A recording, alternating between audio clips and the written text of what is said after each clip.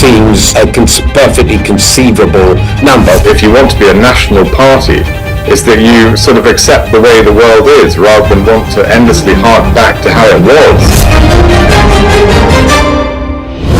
Modi is promoting the digitization of the economy, which is accelerating growth in the country. Get ready for the ride of your life. NDTV brings you the NDTV Auto Show with me, Mohammed. From the fastest supercars to the sleekest new energy vehicles to your trusted daily ride, we cover it all. Every Saturday at 10:30 a.m. and Sunday at 8:30 p.m. only on NDTV 24/7. Your next great escape starts here. NDTV proudly upholds its legacy of trust and credibility. According to the prestigious Reuters Institute's Digital News Report 2024, NDTV is the top-most news platform in the country. Number one in both online and offline reach in India. Beating all its competition, NDTV stands for trust. Stay informed and entertained with the new and updated NDTV News app. You can watch all our channels live, listen to podcasts, read breaking and exclusive news from around the world and more. Download the NDTV app today and get access to the best journalism and storytelling on your smartphone or tablet.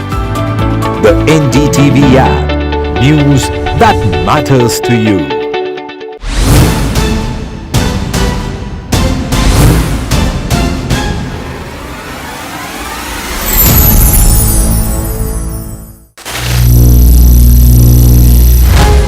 Some people say the metaverse will only be virtual.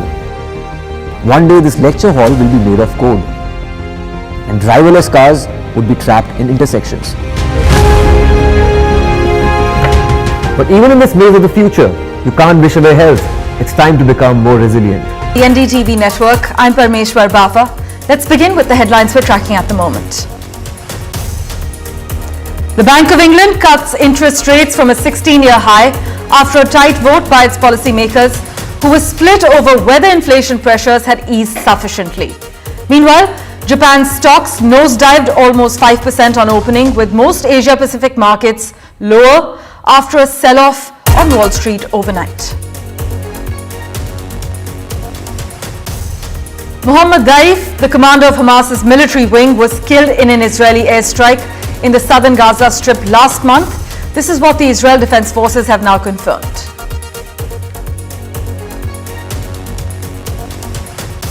The United States and Russia have completed their biggest prisoner swap in post-Soviet history, with Moscow releasing journalist Evan Gershkovich and fellow American, Paul Whelan, along with dissidents including Vladimir Kara-Murza, in a multinational deal that set 24 people free. CrowdStrike is being sued by its shareholders after a faulty software update by the cybersecurity firm crashed more than 8 million computers and caused chaos around the world.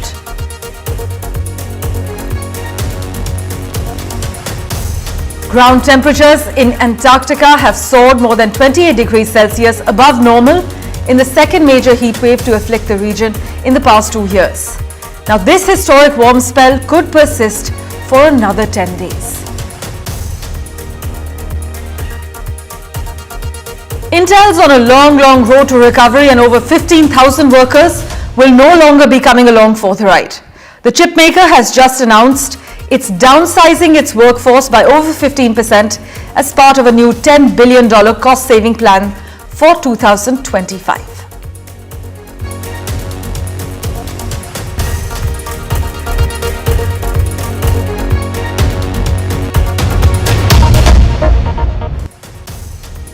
Well, our big focus, Japan's stocks nosedived almost 5% on opening, with most Asia-Pacific markets lower after a sell-off on Wall Street overnight. In fact, the Nikkei extended its 2.62% slide on Thursday to lead losses in the region and reach its lowest level since February. Meanwhile, the Bank of England cut interest rates for the first time since 2020 as inflation cooled. The decision came a day after the US Federal Reserve held rates steady, but left the door open for a future cut if data continue to show inflation slowing. The Bank of England's governor said it would be careful not to cut rates too much or too quickly for fear of fueling inflationary pressures. Meanwhile, as I mentioned, US investors triggered a major sell-off on Wall Street on Thursday, set off by fears that the job market is cooling, manufacturing is slowing, and the Federal Reserve has left cutting interest rates too late to head off a recession. The Dow Jones fell nearly 500 points, while the S&P 500 was also down 1.3%.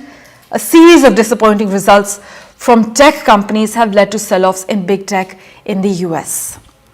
The Bank of Japan additionally raised rates in a surprising and aggressive move that caught the market off guard, delivering a 1-2 punch of a rate change and a reduction in bond purchases that a week ago was considered highly unlikely. For further clarity, we have with us Chairman of Chain IQ Asia, Girija Pandey, joining us live from Singapore. Thank you so much, Mr. Pandey, for joining us.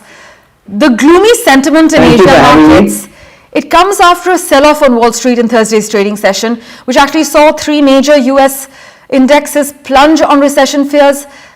Mr. Pandey, take us through the ripple effects, the wider ramifications. See, you've got to look at it across. In Europe, we've had ECB cutting in June, cutting rates. The Swiss Central Bank also followed. So we've seen the rate cutting in Europe where the inflation is lower. Bank of England also fell in line because the inflation in UK is low in their 2% target. So depending on the way Europe has gone, we've seen the Bank of England rate cut. Now, the US is very different in some ways because the economy is strong. The employment numbers have been strong. And if you look at what the Fed chairman said, while he indicated there could be a cut in September, he was quite cautious that it will be data dependent on whether inflation comes down. Inflation in the US is still running around 3%. And which is ahead of their target at 2%. So I think people are cautious in US to cut rates before they can see some very clear signal that inflation is coming down and the economy is not getting into a recession. So I think that's the background to all these 3 or 4 rate cuts that have the rate cuts in Europe and the fact that there may be a rate cut in the US later. Right. Also, meanwhile, the Bank of England's interest rate cut, it was greeted with relief in the UK Treasury, where the Chancellor Rachel Reeves is trying to actually revive economic growth and tackle what Labour has said is a £22 billion hole in public finances. So what are your first thoughts? Well, certainly there's a new government with a big majority which is now in place. They have a growth plan. They want to grow the economy. And therefore, there is some joy around that, this is a new government which is very well positioned to start growing the UK economy. UK has had a very weak performance for various reasons in the last few years. And the rate cut is, I think, it's part of the Labour government's plan and the budget that they have announced. And also the Eurozone has cut rates. So they are in line with what is happening in Europe. So I think you have to look at both sides. Right, but can we term this a hawkish cut? Is the sterling expected to gradually strengthen? Because many say that there's further easing likely in the coming months as the disinflationary trends continue into the new year. Well, the Bank of England's summary, the statement was quite cautious for further rate cuts. They haven't cleared that thing. I think the sterling will gain ground. Certainly, it is from 1.27. It will certainly go up because the economy will start growing. But there are risks of inflation. There are wage growth, inflation still running high in UK. So they've done it because, but they've been rather cautious about what the future rate cuts will be in UK.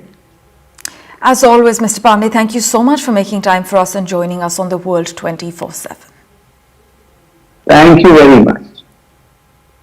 With that, let's turn our attention to the other crucial story we're tracking, The Israeli military has said that it has confirmed that the head of Hamas's military wing, Muhammed Deif, was killed in an airstrike in Gaza in July.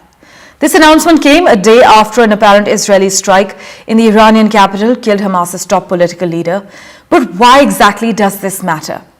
Israeli officials say Deif was one of the primary masterminds of the October 7 attacks that killed some 1,200 people. Now, if confirmed, his death would actually mean Israel killed Hamas's top military commander and top political leader in just over 2 weeks. He quickly rose through Hamas ranks. He's known as a master bomb maker. He's orchestrated the attacks on Israel. Deif is the leader of the Al-Qassam Brigade's Hamas's military wing. And Muhammed Deif has transformed Hamas's military wing. And by the way, he has survived over 8 assassination attempts. What we can disclose is that he has spent decades underground in the tunnel network. Israeli Defense Minister Yoav Gallant called Deif the Osama bin Laden of Gaza and claimed his death showed Hamas is disintegrating. But the rapid events this week have left the United States, Egyptian and Qatari mediators scrambling to salvage talks for a ceasefire deal in Gaza. At the same time, international diplomats want to avert an escalation into an all-out regional war after the killing in Tehran of Hamas's Ismail Haniyeh, Israel's killing of a top Hezbollah commander in Beirut in a strike, and now Israel's announcement of Deif's death in July. Hamas's political bureau said in a statement that it was up to the group's military wing to confirm or deny Deif's death, and that no such confirmation had been made just yet. We've been here speaking to the Foreign Minister, the Speaker, the Prime Minister.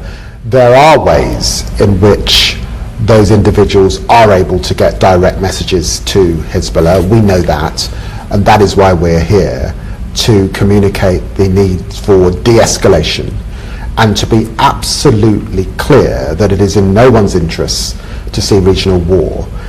Now, the message that we're hearing is no one wants to see war here in Lebanon.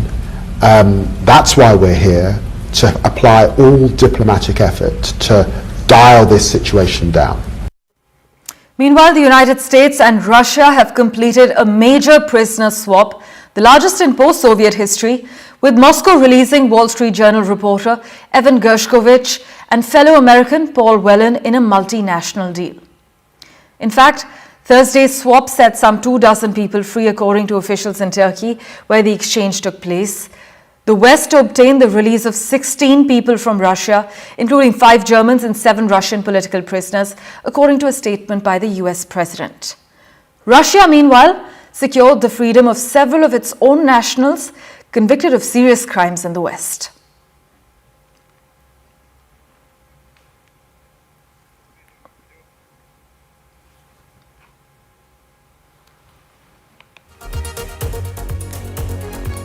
The deal that made this possible was a feat of diplomacy and friendship. Multiple countries helped get this done. They joined in difficult, complex negotiations at my request, and I personally thank them all again. And I've thanked them personally, and I'll thank them again. All told, Russia has released 16 prisoners. 8 Russians who are being held in the West will be sent home as well. These 16 prisoners from Russia that Russia has released include 4 Americans, 5 Germans, 7 Russian citizens who are political prisoners in their own country. For further clarity, we have with us Executive Director of RSF USA, Clayton Weemers. Thanks so much, Clayton, for joining us on the NDTV network. The trade unfolded despite relations between Washington and Moscow being at their lowest points since the Cold War after Putin's invasion of Ukraine. What was your first reaction to the news of the prisoner swap, Clayton? My first reaction when I heard the news was pure relief. We have been fighting to get Evan released for 16 long months. It's been an arduous process. But this makes it all worth it. And I have to give a lot of credit to our partners who have been working on this, especially the Wall Street Journal, his employer, who has done an amazing job of keeping Evan's story in the news and in the public consciousness. And I have to tip my hat to everyone working in the Special Presidential Envoy for Hostage Affairs Office at the State Department, who have done incredibly professional work in securing this historic deal. I also want to mention Alsu Kurmasheva, the American journalist for Radio Free Europe, Radio Liberty, who is also part of this deal. We have confirmed that she's been freed and will be rejoining her family very soon.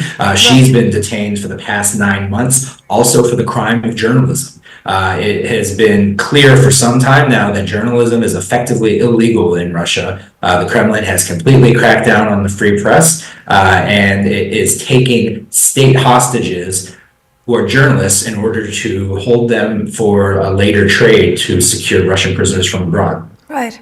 In fact, I came across a report that mentioned negotiators in back-channel talks at one point also explored an exchange involving Russian opposition leader Alexei Navalny.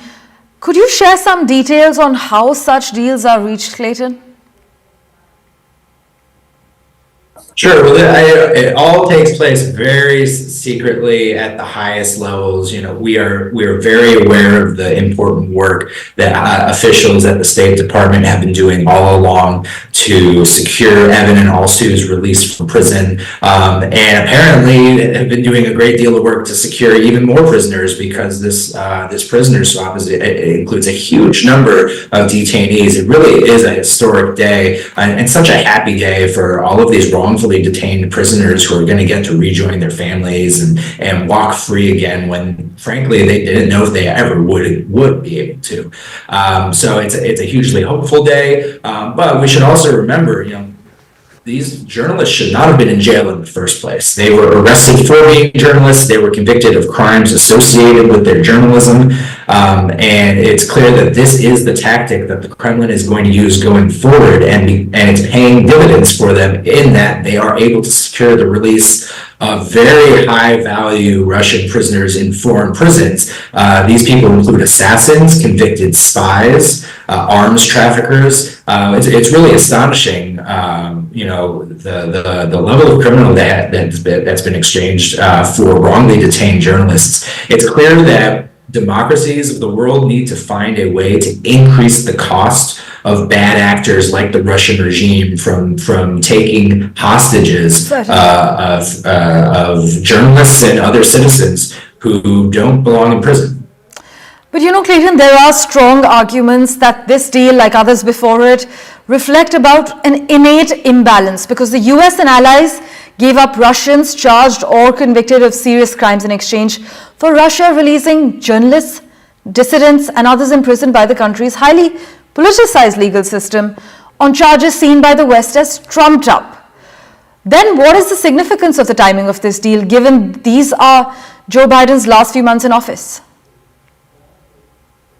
Well, it certainly is a feather in his cap. This will be definitely a part of his legacy as president going forward. It is always extremely complicated to negotiate the release of American prisoners who are held abroad, particularly in a country where the relations are particularly hostile with Washington. And to be able to secure 4 American prisoners in one deal, 3 American prisoners in a single deal, 2 journalists plus Paul Whelan, another American citizen, it's really a coup. Well, you touched upon this briefly, but let's just dive into it deeper. How difficult has it become for journalists globally to report freely and be critical of those in power as more autocratic leaders rise to the fore? Yeah, well, RSF puts out an annual ranking of every country's press freedom in the world in our World Press Freedom Index. And in 2024, we found the greatest decline in press freedom across the board that we've ever recorded, which speaks to the deteriorating conditions for journalism in many parts of the world. That's reflected in authoritarian backsliding in once strong democratic countries, and an increased hostility towards the press, especially from far right and far left movements around the world. But we talk often about this problem of impunity for crimes against journalists. Right. And I think that's really important because too seldom are we able to impose any kind of a cost or a penalty to the autocrats and the other bad actors who are arresting, harassing, even killing journalists. We all need to do a better job of holding these people accountable so that journalists can be safe to do their essential jobs. There is no democracy without journalism, and so every time a journalist is prevented from doing their jobs, the rest of us citizens understand the world a little bit worse. Indeed.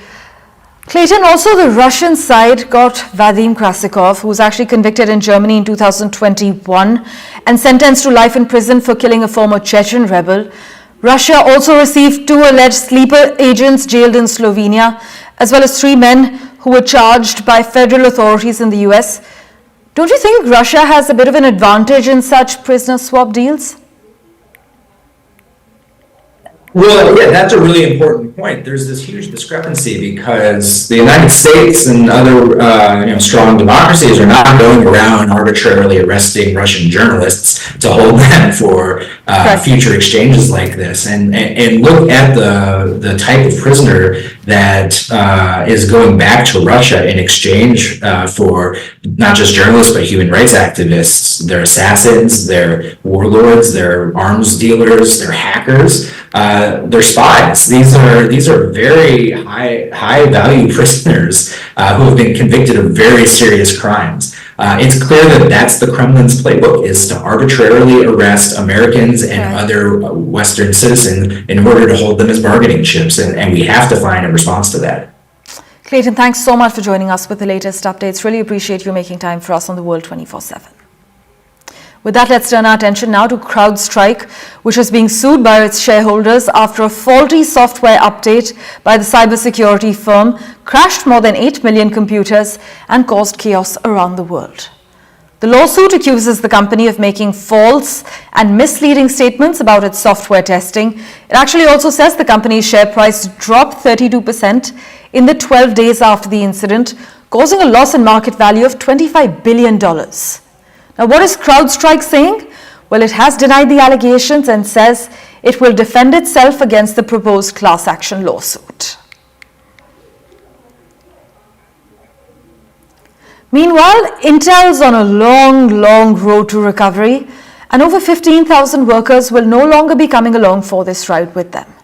The chipmaker just announced it's downsizing its workforce by over 15% as part of a new $10 billion cost savings plan for 2025, which will mean a headcount reduction of greater than 15,000 roles. The company currently employs over 125,000 workers, so layoffs could be as many as 19,000 people actually. Intel will reduce its R&D and marketing spend by billions each year. This is through 2026. It will reduce capital expenditures by more than 20% this year. It will restructure to stop non-essential work, and it will also review all active projects and equipment to make sure it's not spending too much. Well, news and updates continue in a moment right after this very short break. Do stay tuned.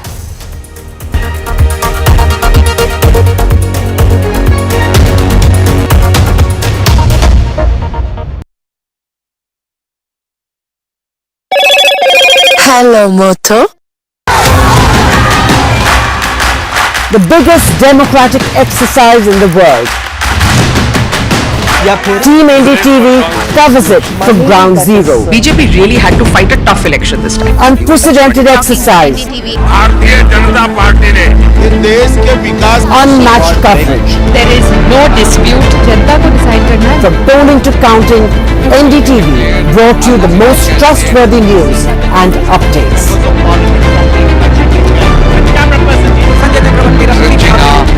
Elections mean NDTV.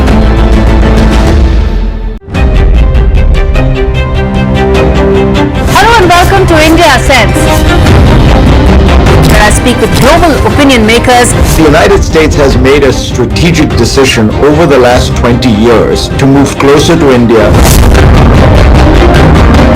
For a $7 trillion economy seems a perfectly conceivable number. If you want to be a national party, it's that you sort of accept the way the world is rather than want to endlessly hark back to how it was.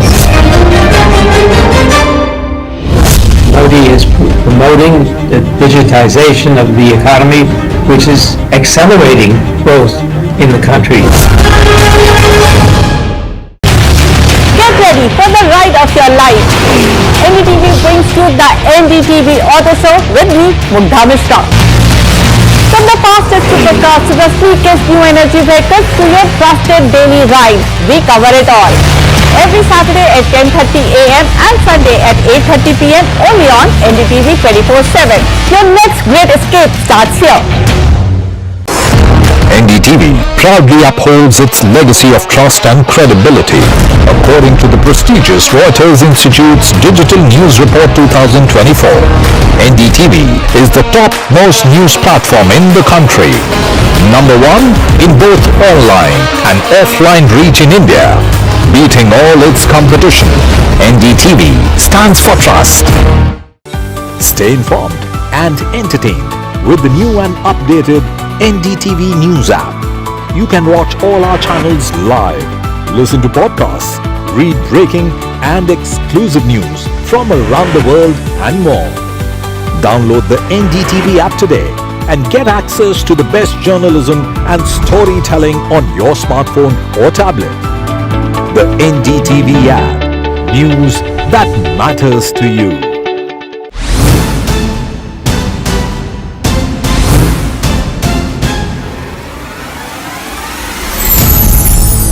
Is experiencing its second extreme heat wave in the last 3 years. Here are the finer details for you.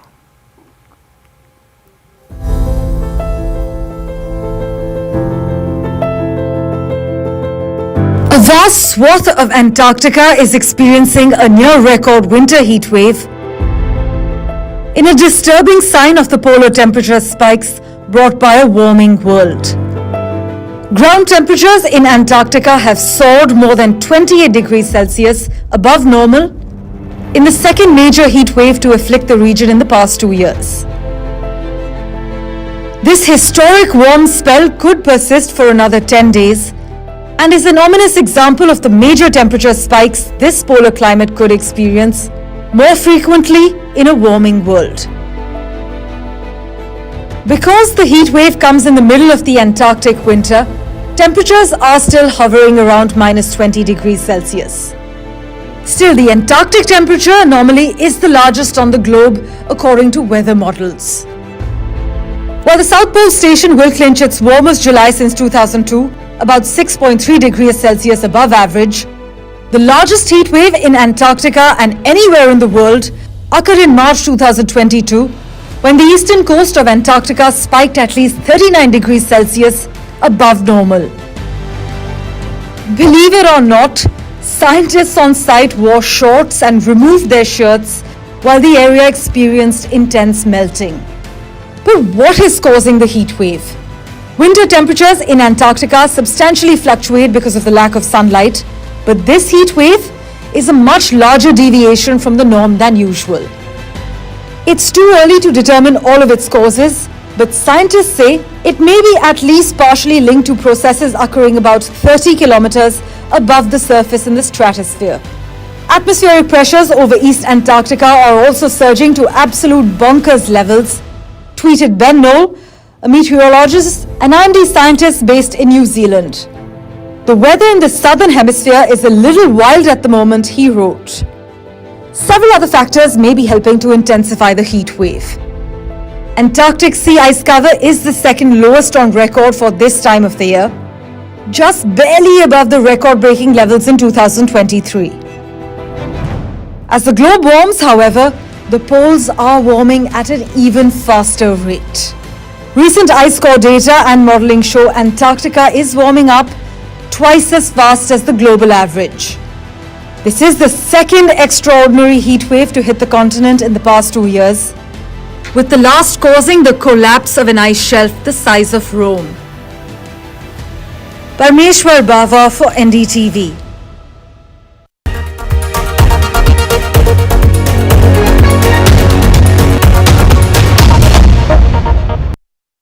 TT time, and please ride the bike slowly. Okay.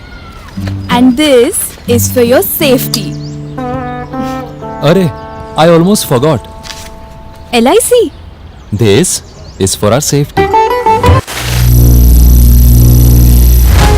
Some people say the metaverse will only be virtual. One day this lecture hall will be made of code, and driverless cars would be trapped in intersections. But even in this maze of the future, you can't wish away health. It's time to become more resilient.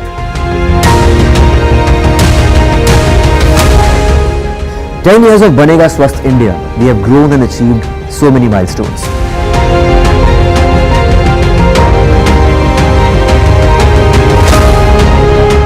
And now I have a plan to beat the urgency, to stop breathing with difficulty, to relieve getting choked with inactivity.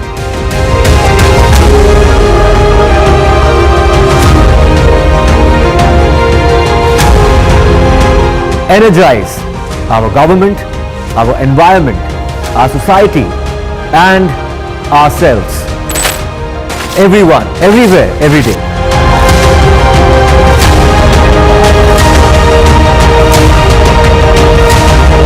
Banega Swasth India. One world hygiene.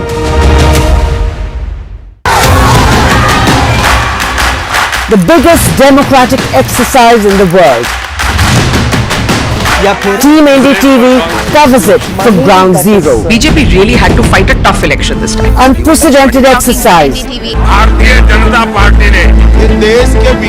Unmatched coverage. There is no dispute. From polling to counting, NDTV brought you the most trustworthy news and updates.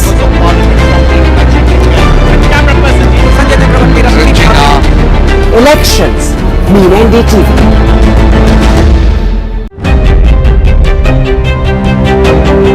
Hello and welcome to India Sense, where I speak with global opinion makers. Stories that we are tracking this hour. Over 290 people killed in Kerala Wayanad landslides. Day 4 of rescue operations underway. Army builds key bridge in Wayanad. Rahul Priyanka visit Wayanad relief camps. Now politics erupts over the directive issued by the Kerala government against scientists. Rain wreaks havoc in Himachal and Uttarakhand. 4 dead, 49 still missing in Himachal cloud burst. Beg your pardon, 5 dead in Himachal Pradesh. 11 dead in heavy rainfall related. Orange alert issued in Uttarakhand. Over 450 Kedarnath pilgrims rescued late last night. Rahul Gandhi alleges ED raids planned against him. Rahul's jibe against PM says 2-in-1 didn't like Chakravyuh speech that I gave in the parliament. Now CBI files charge sheet in the NEET paper leak case. NEET paper leak case has been 13 people have been named as accused in the charge sheet filed by the CBI. Patna solvers named in first charge sheet in the NEET case.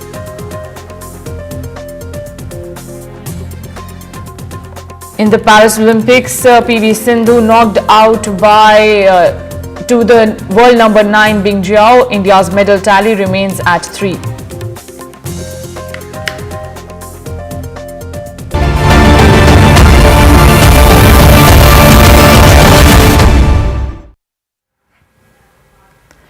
Now, rescue and relief operations continue as the death toll in the landslides that devastated Wayanad district of Kerala crossed 290. While search for missing people continues, relief camps in the landslide hit Wayanad has been set up. Many villages and homes were swept away after the landslides that occurred on July 30th in Wayanad. Indian Army has completed the construction of CI-24 Bailey Bridge in record time. The bridge is crucial in connecting Churalmala with the Mundakai and has been opened to traffic and handed over to the civil administration. Meanwhile, talking about the politics continues to peak with BJP now accusing the Kerala government of censorship. BJP MP Tejasvi Surya has alleged that the Kerala government has passed an order restraining science and tech institutions from field visits as well as sharing details and reports of disaster-affected areas. The Kerala government has now withdrawn the order, with the Chief Secretary's office issuing a clarification. In a note issued by the Kerala Chief Secretary, it states that it was not issued with the intent to restrain the scientific community, but to discourage statements and opinions that may be misinterpreted or misquoted. Now, NDTV has also launched a campaign to take care of the people who are stranded in Kerala, to help the displaced people and assist in rehabilitation efforts. NDTV has started the Care for Kerala campaign.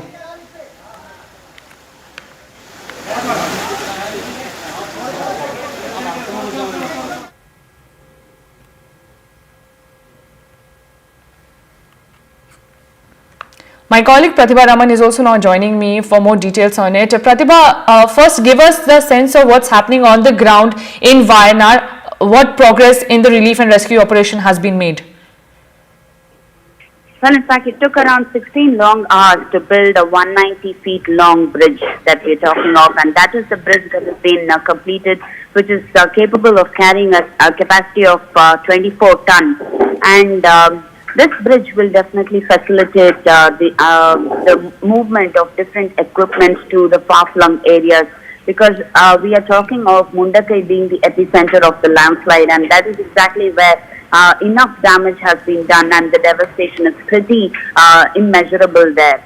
And considering the fact that several towns have been inundated and have vanished or buried deep underneath, it is to remove the debris, mainly because of the inclement weather conditions as well. So because of which this bridge will definitely facilitate the movement of earth-moving equipment that we are talking of. That is number one. Right. Pratibha, do we know any change in the numbers of casualties that have been recorded so far? Well, it now stands at over 290 according to the figures, and we are also looking at the different human body parts that have also been retrieved. So it is pretty much difficult to identify the bodies at this point in time. So there is quite a lot of chaos as far as the post-mortem of these bodies as well as DNA identification of these bodies are concerned. So there is a lot of things that need to be done as far as the recovering of bodies need to be concerned, but at this point in time there is absolutely no hope for survivors, and we are also looking at thermal scanners as well as dog squads that can be used with respect to discovering more cadavers there, because we are talking of buried bodies under the depths of at least around 86,000 feet, and that is going to be very difficult to retrieve those bodies. So but how many people are likely still trapped or stranded under the debris? Well, as of now, there is absolutely no idea about that, because we are talking of several villages and towns that have been buried underneath, and that can definitely lead up to the figures of around 600 to 1,000 people who are stranded at this point in time. And whether or not they are surviving this is definitely out of the question, is what the rescue officials say. But then there is still some hope in terms of moving the debris and trying to see if they could retrieve some people or the other. Right. And Pratibha, how much more time will it take to rescue and complete this relief and rescue operation? Well, it is going to be a difficult task because it is still raining as we speak, and that is definitely not going to help in terms of the rescue effort, and it is definitely going to take several days before which there can be some semblance of normalcy in that region. Right, and Pratibha, there is politics also now playing out. BJP says that there is a gag order that has been issued by the Kerala government restraining scientists from visiting the site and also issuing any statement to the media. In fact, the state versus center tussle has been continuing for quite a few days now. It all started with the alert that was issued, and now it has gone up to the entry of different people being restricted there. But then there is a clarification that has also been given by the state, talking about how we need to look at the information dissemination that needs to be done in the proper fashion, and that is precisely why the restriction has been imposed. But then in the meantime, when there is a political blame game that is on between the two, the rescue officials seem to be suggesting that right now the priority must be rescue and definitely not indulge in this kind of politics. Right. Thank you so much, Pratibha Raman, for giving us the morning update on the Wayanad landslides. My colleague Pratibha Raman has been tracking the story from day one, and take a look at what happened in the relief and rescue operation so far.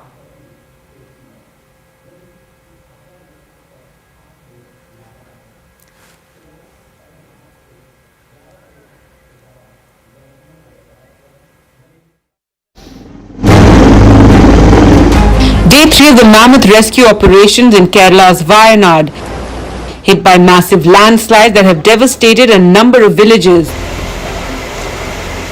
On Thursday, a makeshift bridge was assembled for easier access to the regions affected and isolated by the landslide. The defense teams pulled out 7 bodies at a stretch, taking the number of deaths to over 290. There are around 200 people missing and several thousands who are now lodged across 18 relief camps. Former Wayanad MP Rahul Gandhi visited the site along with his sister Priyanka and met with the affected.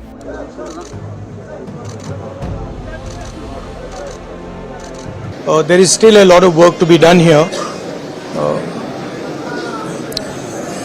but it's a huge tragedy. I'd like to thank all the people who are working here, the doctors, the nurses, the administration, volunteers.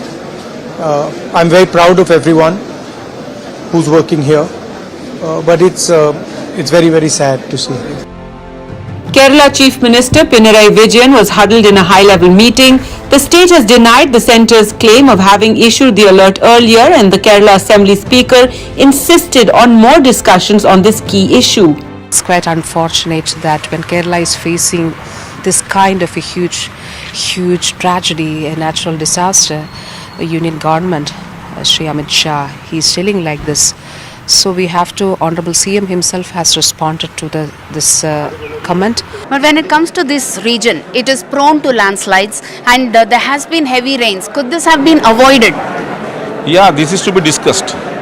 The statement made by Amit Shah, that I don't know. I spoke to CM, he had made clearly the statement. Right. In the evening itself, Honorable Chief Minister has given his reply to the Honorable Home Minister.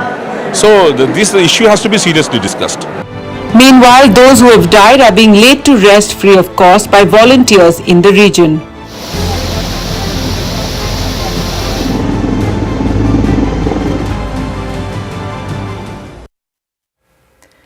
Now, rains continue to wreak havoc in Himachal Pradesh and Uttarakhand. At least 13 people have died in cloudburst-related incidents in Uttarakhand, while at least 5 have lost their lives in Himachal Pradesh. Cloudburst yesterday took place in Mandi and Shimla. Houses have been washed away. Rivers continue to remain in full spate. There is no relief that has been predicted by the IMD as both the states are bracing for more rain spells in today. Now, road connectivity in both the states have been suffered and snapped repeatedly, and people are forced to relocate to higher locations and regions for safety and security. Meanwhile, relief and rescue operations are underway in the state, and the centre has assured that the 2 states will be getting all the possible help from the centre that is required. Now, if we talk about the Kedarnath Yatra, over 450 pilgrims have also been rescued from the Kedarnath Yatra route last night. Till now, over 2,200 pilgrims have been rescued so far, while the rescue and relief operations will continue today as well. So far, the update that we have is that rains have wreaked havoc in both the states, and at least 13 people have died in Himachal Pradesh, while 13 people have died in Uttarakhand, while at least 5 people have died in Himachal Pradesh. Cloudburst incident happened yesterday in Mandi and Shimla. Several houses were washed away. Take a look at this report.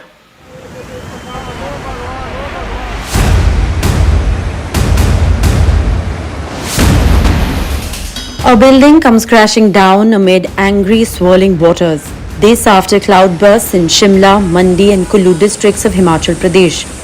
Houses and roads washed away and 2 hydropower projects damaged.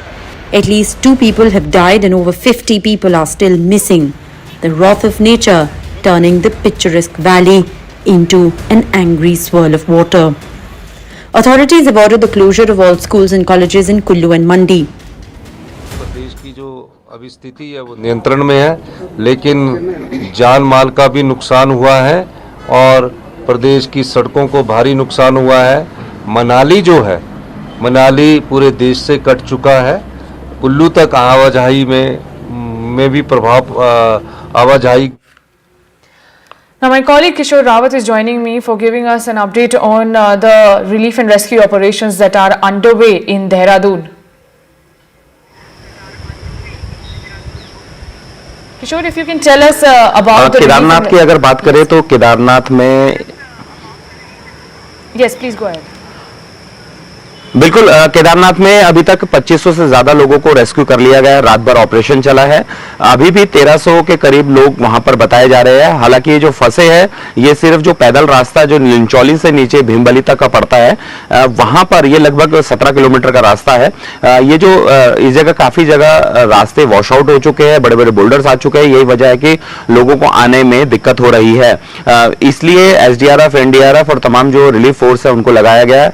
Air force के Chinook और MI-17 जो choppers है वो भी अब इस rescue operation में काम करेंगे। हालांकि मेन केदारनाथ में अगर बात करें तो उससे नीचे काफी सारे लोग आ चुके हैं। गौरीकुंड से सोनप्रयाग गाड़ियों का रास्ता यानी बाय रोड है, वहां पर भी काफी सारे वॉश आउट हो चुका है। इसलिए जो लोग नीचे पहुंच रहे हैं उनको लाने में दिक्कत हो रही है क्योंकि पहाड़ पूरी तरह से जो सड़क है वो नदी में समा चुकी है। यही वजह है कि वहां पर लोगों को अलग से करीबन 2 से 2.5-3 किलोमीटर का अलग एक रास्ता बनाया गया है। पहाड़ों पर कच्चा रास्ता है, वहां से निकाला जा रहा है। ओवरऑल अगर देखा जाए तो 2500 से ज्यादा लोगों को पहाड़ों के रास्ते निकाला गया है। इसके अलावा 737 ऐसे लोग हैं जिनको चॉपर के माध्यम से बाहर निकाला गया, यानी सुरक्षित स्थानों पर गुप्तकाशी, फाटा और सिरसी हेलीपैड तक लाया गया है। इसके अलावा वहां पर लगातार रात का ऑपरेशन चला था, लेकिन अभी भी 1300 के करीब लोग उनके फंसे बताए जा रहे हैं। इसके अलावा 13 लोगों की डेथ हुई है और अभी भी कुछ लोग लापता है जिनकी तलाश जारी है। लेकिन एक अच्छी बात यह है कि लिंचौली में एक व्यक्ति पत्थरों के नीचे फंसा था, चट्टानों के नीचे, जिसको एसडीआरएफ ने रेस्क्यू कर लिया गया है और लगातार रेस्क्यू ऑपरेशन इस वक्त चल रहा है। अब हो सकता है कि दोपहर तक यह रेस्क्यू ऑपरेशन पूरा हो जाए क्योंकि हेलीकॉप्टर जब वहां पहुंचेंगे तो उनसे बड़े ज्यादा से ज्यादा लोगों को बाहर रेस्क्यू किया जाएगा। लेकिन फिलहाल अगर मौसम की अगर बात करें तो उत्तरकाशी में फिलहाल जो रेड अलर्ट नहीं, ऑरेंज अलर्ट जारी किया गया है और बाकी में जो उत्तराखंड के जिले हैं उनमें अभी फिलहाल येलो अलर्ट है। लेकिन हिमाचल से सटा उत्तरकाशी का इलाका है, जो उत्तरकाशी उत्तराखंड का जिला है, वहां पे थोड़ा अलर्ट रहने के ज्यादा निर्देश दिए क्योंकि हिमाचल में जिस तरीके से भारी बारिश हुई थी, बादल फट रहा, उससे नुकसान हुआ था। तो ये वही इलाके हैं जो उत्तराखंड से सटे हैं, इसलिए यहाँ पर ज्यादा अलर्ट रहने के निर्देश दिए। जी।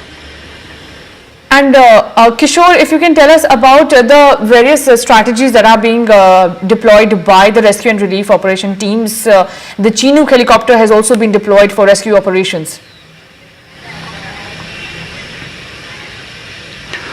बिल्कुल, भारत सरकार ने उत्तराखंड सरकार से हर मदद देने का वादा किया है और कहा है कि जो जरूरत होगी वो केंद्र सरकार मदद करेगी। उत्तराखंड सरकार ने जो केदारनाथ में जो लोग ऊपर अभी फंसे हुए हैं क्योंकि रास्ता वॉश आउट हो गया, नीचे नहीं आ सकते, इसलिए चिनूक और एक MI-17 हेलीकॉप्टर की डिमांड करी थी, वो भी अब वहां पहुंचने वाला है। गौचर के एयरबेस पे पहुंचेगा और वहां से वो केदारनाथ में जो फ्लाइट करके लोगों को निकाल सकेगा। इसके अलावा 40 ऐसी जगहें हैं जहां पर एसडीआरएफ के जवान तैनात किए गए। ये वो जगहें हैं जहां से जल्दी से अगर कोई आपदा की स्थिति आती है तो तुरंत ये लोग वहां पर जो जवान है वहां पर पहुंचे और इनको ये रेस्क्यू कर सके।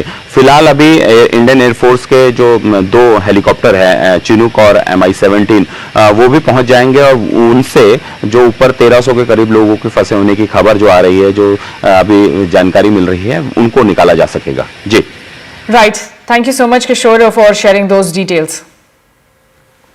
Now shifting our focus to the big story that is developing today, leader of opposition in Lok Sabha, Rahul Gandhi, has claimed that the Enforcement Directorate was planning to raid him following his Chakravyuh speech during the discussion on the union budget.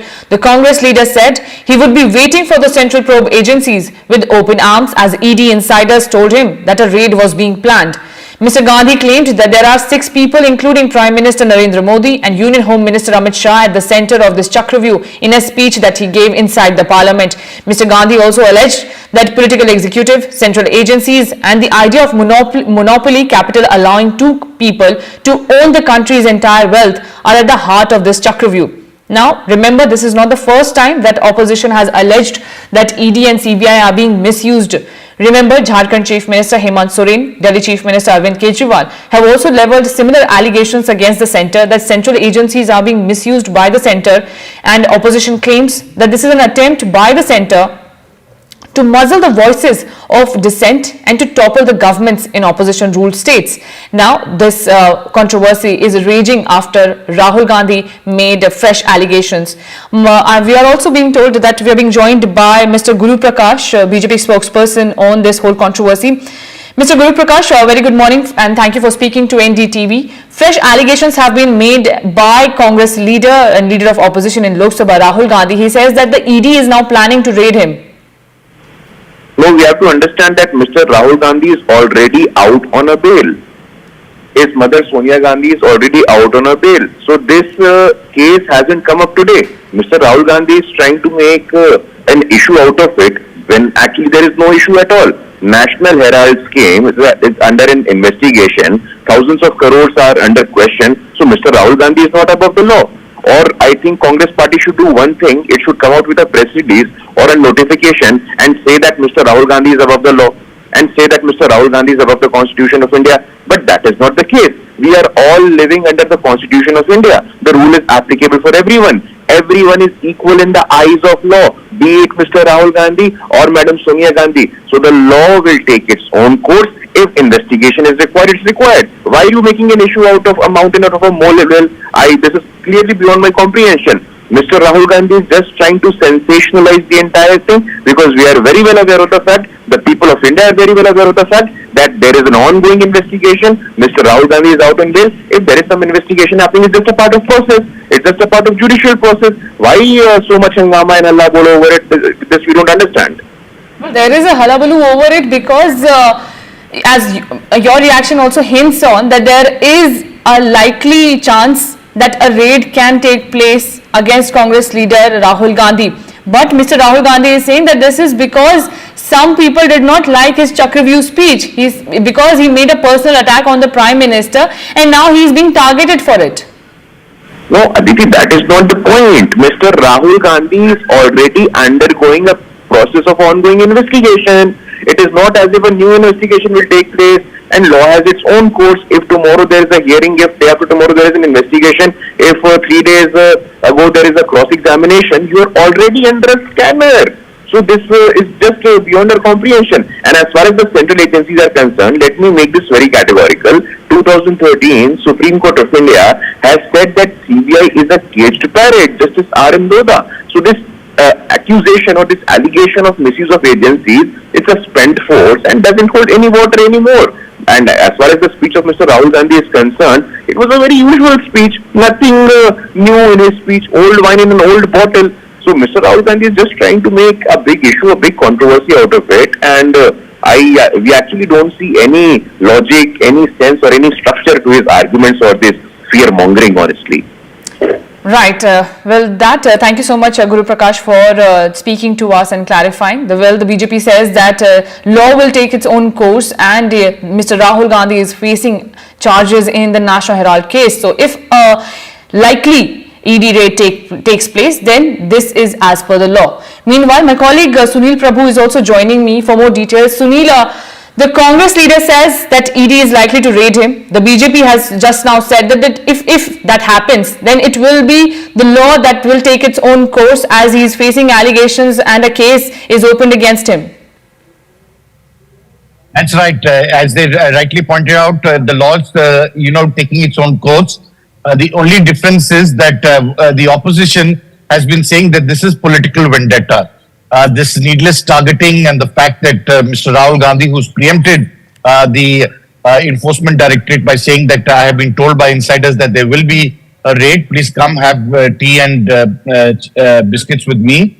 It's in that backdrop that we'll have to wait and see because now a lot of water has flown under the bridge. Rahul Gandhi is holding a constitutional post. He's the leader of the opposition in the Lok Sabha, which has a cabinet rank status. The fact that you are going to target an opposition leader is going to definitely, even though this is an old case, will definitely have huge repercussions nationally, internationally, of being targeted by law enforcement agencies, whatever the circumstances may be. So it's definitely not going to be easy. It's going to be extremely difficult in the days ahead when the enforcement directorate does plan that investigation that they are and that visit to Rahul Gandhi's residence whenever that happens. Right, Sunil, thank you so much for these details, but stay with us. We also have more news coming in, and this is in regards to the NEET exam. Now, my colleagues Prabhakar Kumar and Sunil Prabhu will be giving us more details, but first let me go across to Sunil. Sunil, Supreme Court will today pronounce its detailed judgment giving reasons for not cancelling the NEET UG 2024. That's right. Chief Justice Chandrachud and his bench will be explaining the reasons behind it.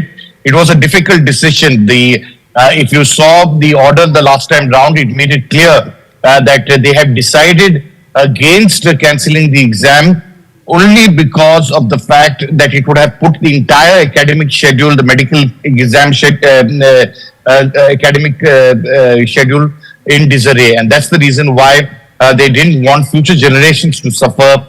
And because of the fact that even though there was a paper leak, they have found a middle path to ensure that in future, anybody who has been found through illegal means will be penalized and allowed the counseling to take place. So it's in that context, we will now get the full reasoning behind how Chief Justice of India and his bench, which heard this matter for 4 days, it has preoccupied the lakhs of students from June to July when the Supreme Court was hearing this matter, and finally after it gave an interim order very categorically saying that they're not staying, but as I pointed out very categorically making that provision saying the reasons behind why we are not doing so is because we don't want the exam schedule, the academic schedule of future generations to suffer because this would mean redoing the entire exam, and that would have delayed the whole admission process for months, if not for nearly a year. Right. Thank you so much, Sunil Prabhu, for joining us and giving all these details. Now, my colleague Prabhakar Kumar is also on the broadcast. He will talk about the CBI that has filed its first charge sheet against 13 accused persons in connection with the NEET undergraduate 2024 paper leak case of Patna in Bihar.